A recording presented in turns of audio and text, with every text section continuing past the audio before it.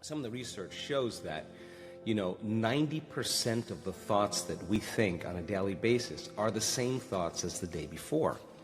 So if you think that your thoughts have something to do with your destiny, and 90% of your thoughts are the same known thoughts that you're always thinking, then your life should stay the same. Because the same thoughts lead to the same choices. The same choices lead to the same behaviors. The same behaviors create the same experiences. The same experiences produce the same emotions.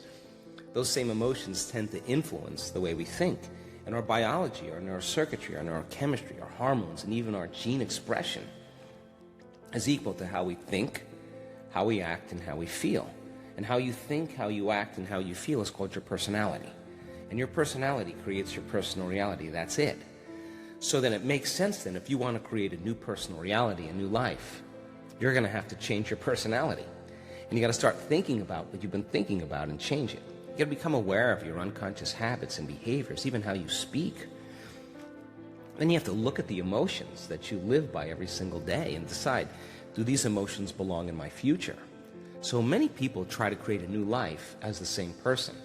In order to create a new personal reality, you got to change your personality. So the principle in neuroscience says that nerve cells that fire together wire together.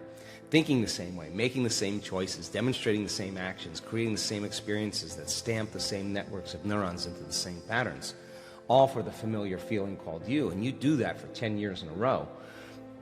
Well, you're going to hardwire your brain into a very finite signature because you're firing and wiring that way.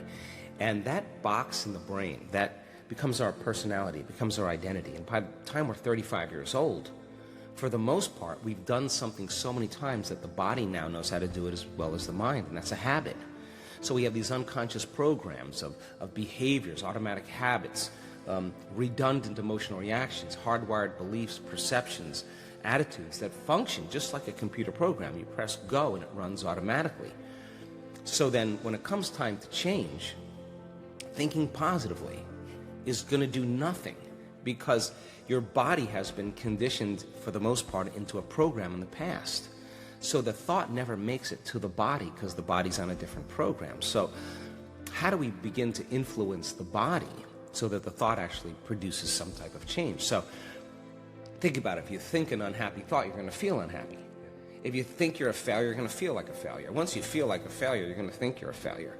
And people get caught in these loops of thinking and feeling and feeling and thinking, and that redundancy is a conditioning process, because all you need is an image or a picture or a thought and a feeling, a response, a stimulus response. And so the people tend to condition their brain and body into the past. And so when it comes time to change, you got to leave that familiar territory.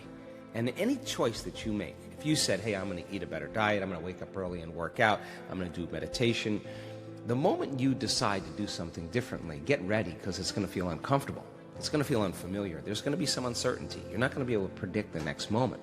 That means you've left your known biology and you're stepping into the unknown. Now, theoretically, that sounds great, but if the body has been conditioned into a familiar feeling, it's in the known. The moment you take it outside the familiarity, it wants to go back to where it's comfortable. So the body starts influencing the mind, and this is where people say, why don't you start your diet tomorrow? Why don't you start working out this evening? You're really never going to change. You're too tired. You have a headache. This doesn't feel right. And this is where people talk themselves out of it, because if they respond to that thought leads to the same choice, which leads to the same behavior, creates the same experience, produces the same feeling, and then they say, this feels right. No, that feels familiar. So going from one state of mind and body to another state of mind and body, you got to cross a river. And the hardest part about change is not making the same choice as you did the day before.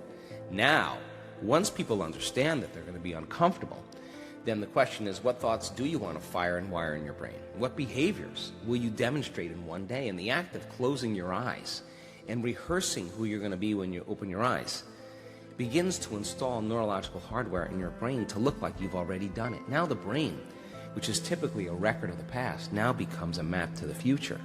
And if you keep doing it, the hardware begins to become a software program, and you start behaving differently. And then if you can teach your body emotionally what the future will feel like, that means then you're not going to wait for your wealth to feel abundant, or your success to feel empowered, or your new relationship to feel love. In fact, the moment you start feeling abundant, you're generating wealth.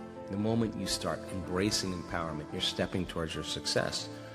The moment you're in love with yourself and you're in love with life, you start creating equals in your life. Now that's causing an effect in your life.